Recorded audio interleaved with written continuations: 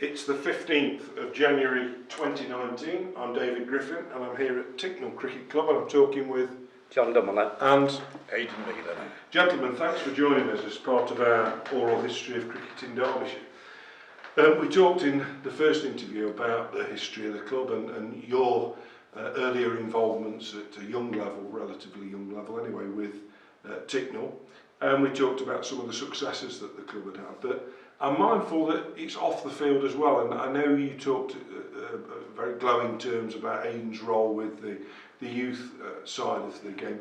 But how important is it that to retain Ticknall's place in the community as a strong, vibrant cricket club, that you've got good people off the field involved in a variety of roles? Well, it's very important, because if you haven't got the people off the field to behind the scenes organising things, things ain't going to happen on the field. They come side by side really, and which comes first is probably off the field actually before they're on the field, and then hopefully they come together and we go on from there. Is it just a love of the club that drives you to do that sort of thing? I think so. I mean, you get a lot of friends through it. You meet lots of people, but I think you just want to do the best. Well, when I'm producing a cricket pitch, I'm looking to do the best, and probably out of 60 pitches you produce a season, probably only 3 or 4 you're really happy with. So you just try and do your best. You're just trying to reach it to the standard, best standard, and obviously with things like weather and you just never know. I mean, when I first started, we didn't have covers. We had one mower to do the whole square. The outfield, was done by a chap in the village with some cylinder mower he just used to drag round. It was, it's the way it was done in those days, really. So that must be a challenge, a question to both of you, really. How do you obviously went from playing on uncovered pitches to playing on covered pitches, which is a cricketing challenge, but how did you overcome the challenge of acquiring the equipment? I mean, covers aren't cheap, are they? So what sort of activities did you have to go through then and now in order to raise funds for things like that? Well, there's many ways of raising funds, and we've done lots of things over the years. When we needed money for the pavilion, when we going back in 68, I think we had like a fun run and things like that, sponsored run, and also we used to have barbecues and that I used to run up at the farm that where I used to farm at Melbourne. And various sponsorship as well, and that's how we used to raise the money. There wasn't so many grants about in those days like there is now. There's opportunities of picking grants up as providing sort of supply so much of the money, and so we there's that's the way to sort of bring quite a lot of money in. So when was it, because this pavilion you talked about in the previous interview was burnt down in 68 and then a new one was built there. This has been presumably added to and...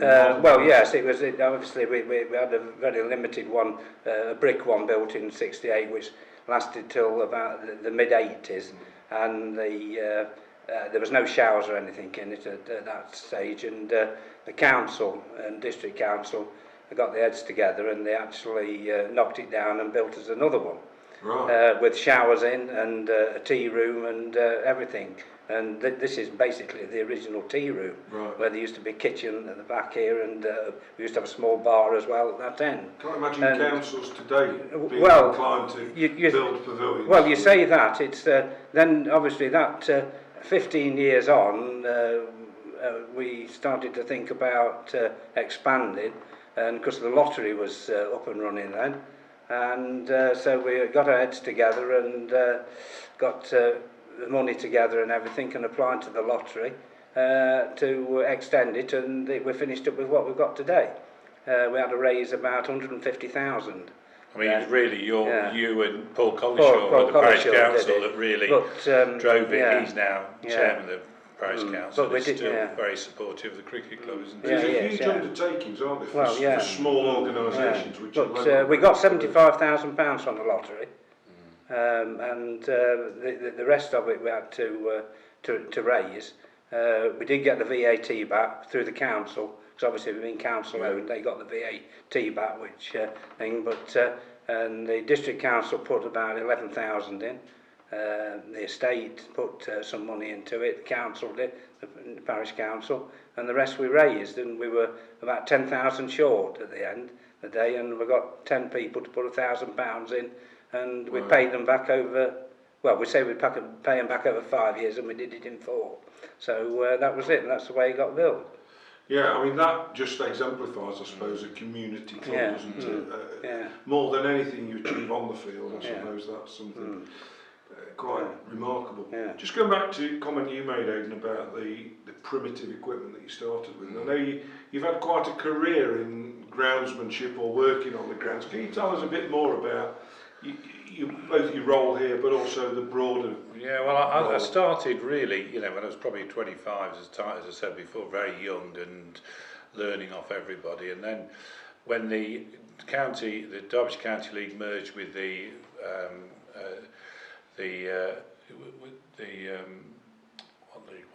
Central Derbyshire League, in probably 80, was that 92, I think it was. 92.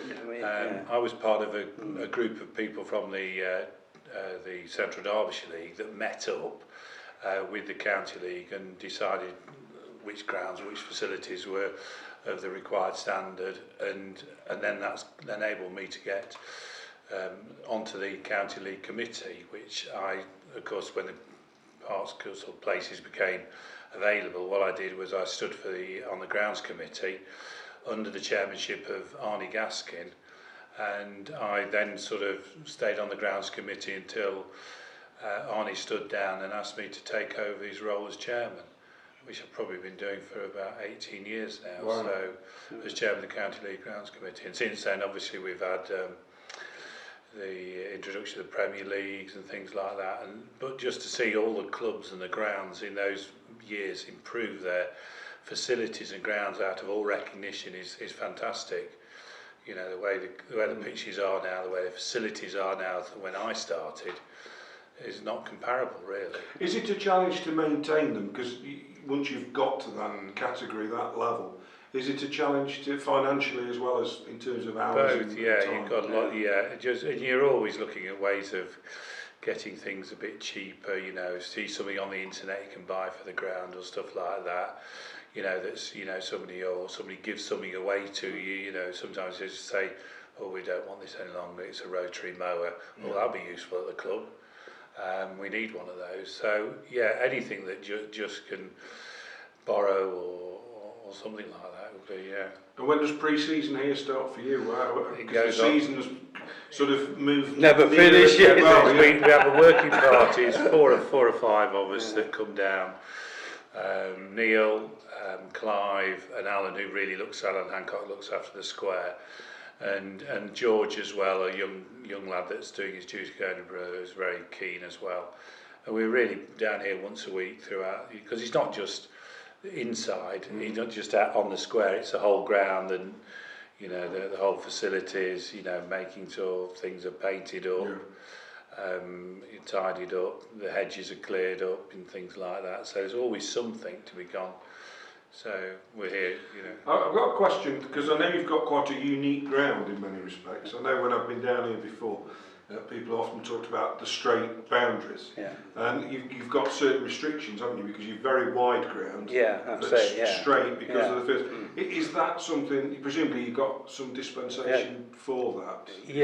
We've got an agreement with the local farmer, which actually farms both ends of the ground. Right. That we can go in and fetch the ball back. Right. And your boundaries, do they comply? They do. You've got to have 35%. That's got to be 50 yards, and not 50 yards really. So 50. So we comply with it quite within it, mainly because we're very wide at the sides. Yeah. So, but if you think about it, really, although it's short at this, could be short size some grounds. If you hit from one end of the pitch to into the straight, that's going to be 60 yards hit. Yeah. So although it's 40 yards behind you, it's still 60 yards. So really, at the side, you could be hitting 50 yards, and it's actually 60 yards. So it does. you know, people think obviously it's probably easier to hit a straight six here than most grounds. It's been a lot of batsmen's downfall, thinking it's short. Paul's taken a lot of catches on the boundary. Yeah. And so you're still heavily involved, clearly, on the ground and externally. You work with the league. But what's your principal role now? I mean, obviously you had a long playing career. Yeah. 40, 50 years as a player. Well, yes, I was a player. Yes, it'd be about 50 years. Retired a few years now. But yes, I've not played for 13 years. But yeah, I mean, off the field, I'm chairman of the club at the present time, and I've been for, well, I'm not quite sure to be honest, but it's somewhere between 45 and 50 years. As chairman? As chairman, yeah. Because the problem was, when we first started having one team, there's a chap named George Harrison that used to, he was the secretary, but he did everything as well, so we didn't really have a chairman. He sort of was the one that did organise everything, and obviously he never played cricket because he had polio when he was quite young, and he always had to walk with a stick, but he was a very good organiser, and he kept the club going really, and he was a stalwart of the club when I joined really. But then by the time I got to 19, I was captain at 19, and for many years after that, before I passed it on for a few years to Dick Roby and my brother as well. He captained as well one year, and then since then we've had a number of captains. I went back as captain for a year or two, and then we had a number of captains. Probably captain for 3 or 4 years, and then for some reason or other, it's changed. Yeah. That's an astonishing but, fact. 45 to 50. Well, it is, yeah. So I'm really been the only chairman Ticknall's ever had. Can't be anyone in cricket loads. Well, has got anyone been a chairman for that. But yeah, so Mark? and obviously I've been involved with the organising behind the scenes, ever since really. Although this last year or two I've got some good support now with Andy Butler, who's come in as vice chairman and doing a great job, taking a lot of the pressure off me. And obviously we've got Paul as well as, we let him get on with the captaincy and organise that side, and Aiden organises the ground. Well, we're going to talk I know we're going to talk about to those two chaps you've just mentioned shortly, but can we just bring it up to date and just talk a little bit about some of the players that you've been able to recruit or develop yourself over the last... I'm mindful the Premier League started in 99, yeah. So over that sort of last 20 years, what kind of overseas players have you had, and what local players, whether they played for Derbyshire or other counties? Since obviously we've joined the county league, we've had overseas players. Not every year, but occasionally.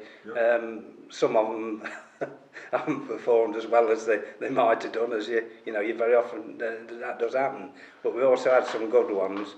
Do you recruit the good ones and somebody else recruits? Well, no, it's just a bit of follow. I mean, we had a lad from Pakistan called Rizwan, and he was exceptional. Right. And he did a lot of damage. He got 60-something wickets, I think, and he got us actually out of the division. When we joined the county league, we were put in 3B, and we gradually worked our way through to Division 1, and we finished up winning Division 1 in 2006. Yeah. And then we went into the Premier League then for the first time. Fortunately, we got not quite a strong enough side, and quite a young side. A very young side really, and so we got relegated the first year. But Rizwan actually got us up there the year before. That was and he couldn't come back the following year because he didn't get his level 2 coaching, because his English wasn't great, and that was his problem, and he didn't get through the exam, so we couldn't have him back. So anyway, we battled through, and anyway we got relegated again. But sort of after 2008 we were back up again. Star players that you recall? I mean, I think initially was probably the one that sort of Rob Dumelow, who virtually won all the awards in the in the Derby District League, he'd all-rounder award, but I think he averaged 200 one year on uncovered wickets, on some very dodgy pitches in those days, was just fantastic. And then moved for Mike Redfern, who scored 200 down here, and then moving forward to that, we sort of had a batch from Luke Harvey, who performed really well for us, Ryan Cowley, and then latter day Paul Borrington, who's obviously broken league records and all sorts over the years now. So, but obviously the lads that have been around him, Rupert Scott-Jones always, was excellent coming through junior. Was my first junior captain. Rupert was. We was under 13s and he was 11, and he was just had such a fantastic attitude. That he just led by example. So I mean, some really good juniors really that have come through, and sometimes they move on, sometimes they pack up. Another one couple with Eddie Aiken, who went on to play academy, Matt Sanderson as well. Some really good lads that have sort of come through the junior system over the years. And of course, this last season, 2018, when you swept all before you winning the Premier League, you had Wayne Madsen, who's probably Derbyshire's modern great player, if you like. What was Wayne's, and obviously he had an impact as a player, what was his impact on players? The nicest bloke I've come across in cricket. It really is an absolute example of how professional cricketers should be. I couldn't praise him high enough. He always helped with the ground stuff, talking to the ground staff. Just, his whole attitude. If you say, this is what you want a professional cricketer to be like, Wayne is your best example. So I just absolutely pleasure to have him round. You would not know he's a professional cricketer when he's with the lads and stuff like that. It's actually when he goes out and bats, bowl or fields. He's just a special cricketer, really.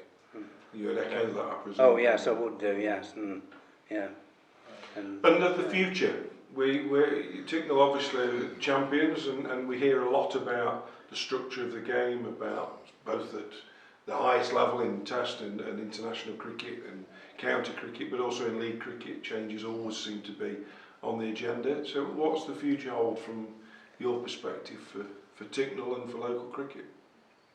Well, we'd like to continue with the, in the same sort of league as we're in now. If we, I wouldn't say that we're going to win it again.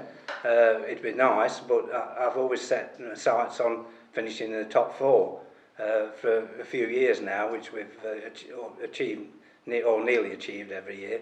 I think the problem is if you aim too high and things start to go a bit wrong, you've got nothing to play for then. So I think it was a special year last year, was when everything sort of came together. The weather helped us I know it was a brilliant summer, but when it did rain, we seemed to be in the right place at the right time, and things worked out really well. We sneaked a couple of results where other teams got rained off, and that's it made the difference at the end of the season. And you, with your crop of youngsters, presumably more of the same? We just hope so. I mean, we just hope that they continue to keep performing and improving. We've got a good coaching setup now at the club down now. I've sort of concentrating on the ground a bit more. So it's really moving, it's just keep hopefully getting the next crop to come through. And again, led by Paul Borrington, obviously, he's an example as well. The way he sort of, leads, to actually get the Fair Play Award, second in the Fair Play Award as a champions, was fantastic as well, and that's down to Paul and the first 11, so right with that. Well, thank you both, gentlemen. I think Ticknall's in safe hands while you're still around and safeguarding the well-being of Ticknall Cricket Club. I know you've put a lot of time into it. I'd like to thank you for your time this evening. Thanks both. Thank you very much then. Thank you.